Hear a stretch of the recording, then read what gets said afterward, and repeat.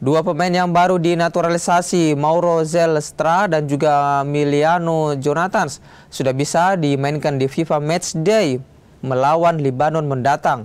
Namun keputusan komposisi pemain yang akan diturunkan ditentukan pelatih Patrick Kluivert.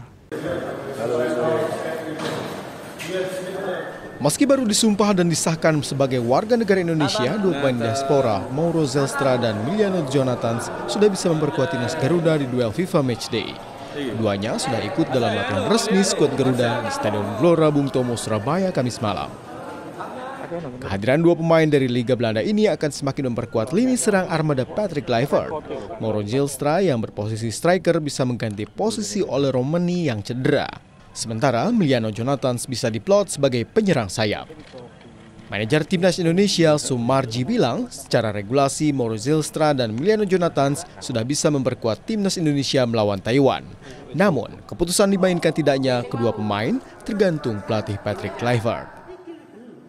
Pemain yang baru bergabung, Emiliano dan Mauro, semuanya mempunyai kesempatan yang sama dengan yang lain.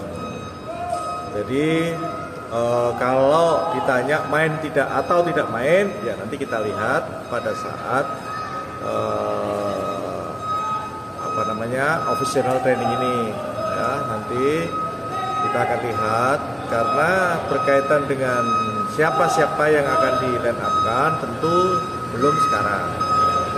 Besok baru akan ditentukan setelah latihan terakhir.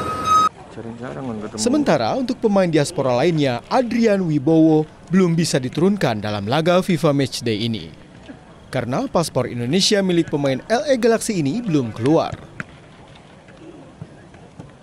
Mahendra Triginanjar, Kompas TV, Surabaya, Jawa Timur.